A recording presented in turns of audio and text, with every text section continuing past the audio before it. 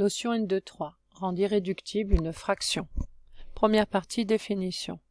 Une fraction est irréductible si son numérateur et son dénominateur n'ont pas d'autres diviseurs communs autres que 1. Exemple, 3/7. Est-ce que c'est une fraction irréductible? Donc pour cela, il faut regarder, est-ce que 3 et 7 ont d'autres diviseurs en commun autres que 1? Non. Donc 3/7 est irréductible. Car 3 et 7 n'ont pas d'autres diviseurs communs autres que 1. Deuxième exemple, 50/20. Est-ce que c'est une fraction irréductible? Ben non, parce que 20 et 50 peuvent être divisibles par 2, par 5, par 10. Donc, n'est pas irréductible, car 50 et 20 sont divisibles aussi par 2, ça c'est évident, par 5, puisqu'il se termine par 0, et par 10.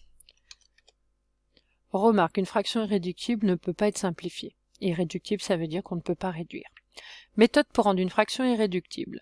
Pour rendre une fraction irréductible, il faut décomposer le numérateur et le dénominateur de la fraction en produit de facteurs premiers afin de pouvoir simplifier au maximum la fraction. Donc jusqu'à présent, vous avez décomposé vos fractions en utilisant les tables de multiplication ou les critères de divisibilité.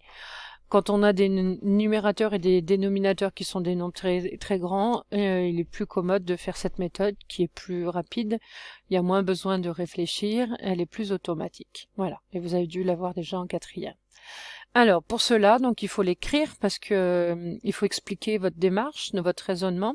Donc, il faut penser à rédiger correctement. Donc, d'abord, il faut préciser du coup, pour rendre irréductible la fraction, il faut d'abord décomposer 204 et 72 en produits de facteurs premiers.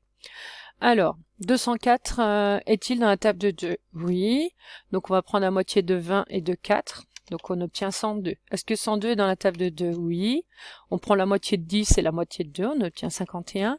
Est-ce que 51 est dans la table de 2? Non. Donc on essaye avec le nombre premier après 2, donc c'est 3. 5 plus 1, 6. 6 est dans la table de 3, donc c'est divisible par 3. Dans 5, combien de fois 3? Une fois. Une fois 3, 3, pour aller à 5, il manque 2. Je descends le 1, j'obtiens 21. Dans 21, combien de fois 3? 7.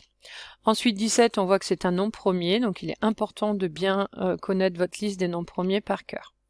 Du coup, dans ma décomposition, on obtient 2 fois 2 fois 3 fois 17. Alors ici, il est judicieux de ne pas mettre les puissances et les exposants, de bien écrire tous les facteurs. Voilà. 72. Est-il dans la table de 2? Oui. Il est pair, c'est 2 fois 36. 36, il est dans la table de 2. On obtient 18. 18, il est encore dans la table de 2. On obtient 9. Donc là, les nombres sont plus petits. 9, il n'est pas dans la table de 2, il est dans la table de 3. On obtient 3. Et 3, il est encore dans la table de 3. On obtient 1. Donc la décomposition de 72, c'est 2 fois 2 fois 2 fois 3 fois 3. Celui-là, il est mal écrit. Et fois... non, il n'y en a que 2.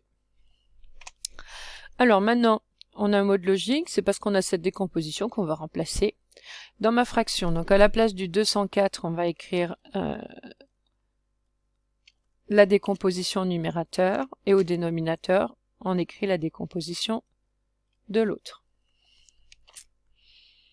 Maintenant, il reste plus qu'à simplifier le quotient. Donc on a fait tout le boulot, donc c'est vrai que ça prend un peu de temps quand même, mais c'est automatique. Plus vous simplifiez la vie à votre cerveau en faisant des choses automatiques, meilleur c'est. Donc je pense à barrer tous les facteurs qui sont en commun, donc les 2, il y en a plein. Hop là, ensuite on a encore un 2 qu'on barre là, et on a un 3. Un 3 au numérateur, un 3 au dénominateur. On regarde ce qui me reste. Au numérateur, il me reste que le 17. Et au dénominateur, j'ai 6. Avec cette méthode-là, vous rendrez réductible votre quotient Vous n'avez pas besoin de réfléchir si on peut simplifier ou pas plus, c'est immédiat. Voilà, la notion est terminée.